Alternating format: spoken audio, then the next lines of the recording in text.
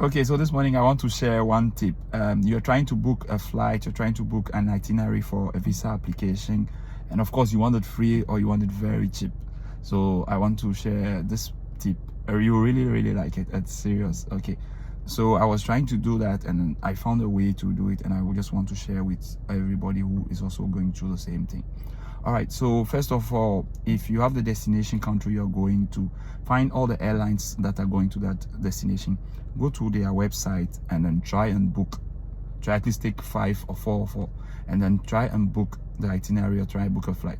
When you get to the payment part and see if they have pay later or if they have pay at their office, it usually gives you 48 hours or 24 hours, which is enough for you to get the reservation sent to your email or the confirmation that you can print for your appointment. And so that's the trick. I have put a name of an airline that should be able to do that. I can't say it in the video for obvious reasons, but I've put it down in the link below so that you can go to their website. As of now I'm making this video, they allow you to book to make bookings for 48 hours, and so you can print a confirmation and add it to your application. All right, so see you in the next video for more tips.